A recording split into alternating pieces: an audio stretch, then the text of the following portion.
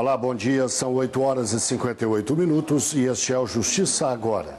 A Polícia Federal faz uma operação contra a pedofilia agora de manhã em 7 estados. Vamos falar ao vivo com o repórter Gabriel Ciafrei. Bom dia, Gabriel. Oi, Guilherme, bom dia para você, bom dia a todos. 8 pessoas já foram presas na segunda fase da Operação Underground. De acordo com as investigações da Polícia Federal, os suspeitos armazenavam e distribuíam conteúdo de pornografia infantil no ambiente virtual chamado Deep Web. Ainda de acordo com a PF, alguns dos integrantes desse grupo também abusavam sexualmente das crianças e logo em seguida compartilhavam as imagens nas redes sociais e também na rede mundial de computadores. Na segunda fase da operação, além dos 8 mandados judiciais de prisão, também foram cumpridos 11 de busca e apreensão. Os investigados podem responder pelos crimes de estupro de vulneráveis e também por publicação de imagens de pornografia infantil. Pena máxima de 21 anos de prisão. Guilherme. Obrigado, Gabriel. O número de divórcios cresceu 2,5% no ano passado em todo o país. O levantamento é de uma associação de cartórios de São Paulo. Depois de quase 9 anos de casado, Breno decidiu se separar. Ao passar do tempo, a gente percebeu que não era mais nosso foco de felicidade estar juntos. E a gente foi de uma maneira não litigiosa, né? Depois que a gente se separou, a gente conversou. E por meio de acordos, que foi melhor para nós dois, a gente viu um melhor caminho para a gente ficar agora seguindo vidas diferentes. Ele conta que conseguiu fazer o processo de separação no civil de forma prática, sem conflitos. A gente teve o mesmo advogado que trabalhou para nós dois com a causa. A gente tinha o nosso acordo, a gente negociou, né, entramos em consenso, a gente elaborou um documento e esse advogado, que era o mesmo para nós dois, ele fez todos os processos legais que tinham que fazer nesse caso. Aí saiu o documento de divórcio, a gente foi ao cartório, oficializou nossa separação e aí agora a gente está com tudo concluído já, certinho.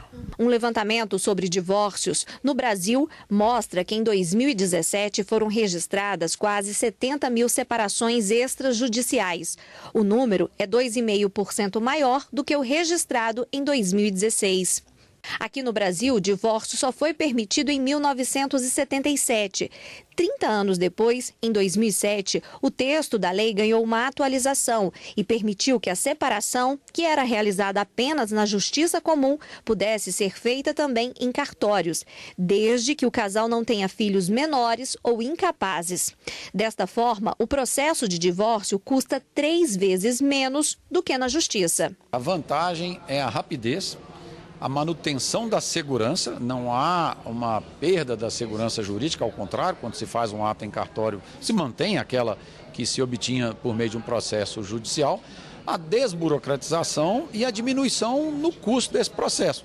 Na medida em que ele é mais rápido, ele demora menos, ele se torna menos oneroso. Com isso, o processo de separação tornou-se mais rápido e fácil. Quem deseja pôr fim à união sem litígio, ou seja, sem algum conflito que precise da mediação da justiça, necessita apenas vir a um cartório de notas, juntamente com o advogado, e formalizar o pedido.